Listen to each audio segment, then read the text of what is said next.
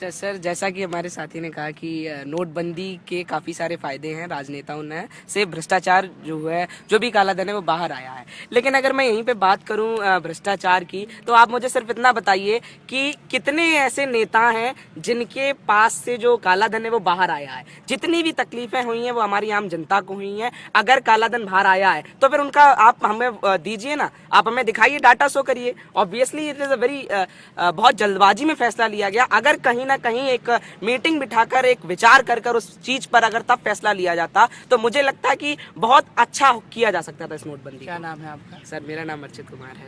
अर्चित, आपको कौन सा पॉलिटिशियन पसंद है? सर मेरे को सुश्री मायावती जी पसंद है। मायावती पसंद है।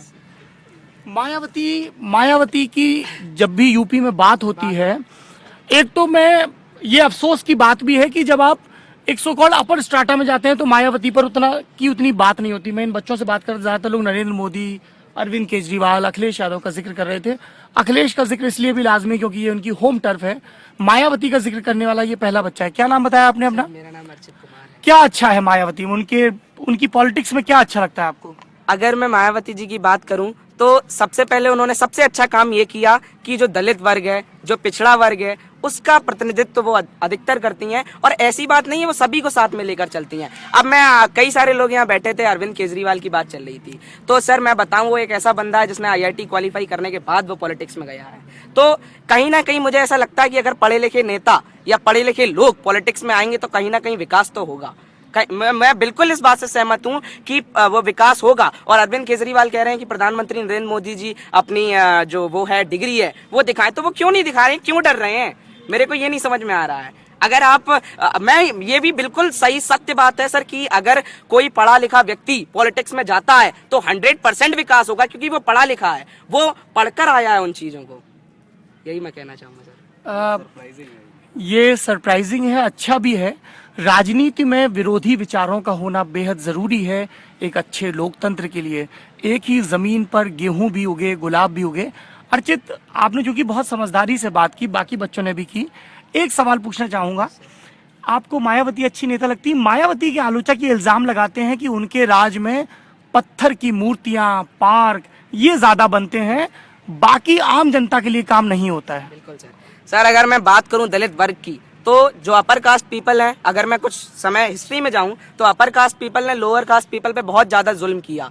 तो उनके पास कोई ऐसी जगह नहीं थी जहां पर वो घूमने जा सकें। उनके पास कोई ऐसे स्थान नहीं थे जहां पर वो ये कह सके कि हाँ ये जगह मेरी है, मैं यहाँ पर अपनी मीटिंग कर सकता हूँ, यहाँ पर मैं खुली आजादी के साथ मैं यहाँ बैठ सकता हूँ। तो वो अगर पत्थर की मूर्तियां बनाई हैं, अगर वो पार्क बनाया है तो सिर्फ उन व्यक्तियों के लिए बनाया है। अगर उन्होंने मूर्तियां बनाई हैं तो सारी मूर्तियां नहीं बनाई हैं, उसमें हमारे सभी नेताओं की मूर्तियां बनाई हैं। तो सर मैं यही कहना चाहूंगा कि वो एक ऐसा स्थल बना दिया उन्होंने जहां पर हमारे लोग, हमारे पिछड़ी जाति के लोग वहां पर खड़े होकर, वहां पर बैठकर उन विचारों पर अपने विचार प्रस्तुत कर सकते हैं खुली आजादी के साथ। एक सवाल मेरा अर्चित से है, मैं इस मोह को छोड़ नहीं पा रहा हूँ।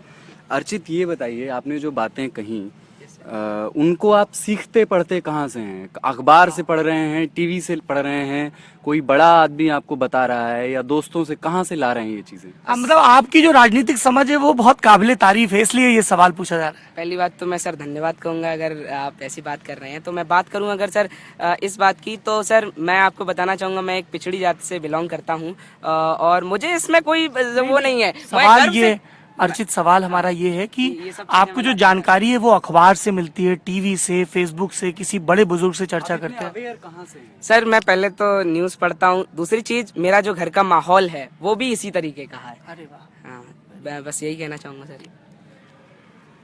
दिल्ली में बैठे सियासी पंडितों ने बसपा को लगभग खारिज कर दिया है। तमाम प्री पोल सर्वे में बहुजन समाज पार्टी और उसके चुनाव निशान हाथी को मध्यम बताया गया है, 50 से नीचे की सीटें दी गई हैं।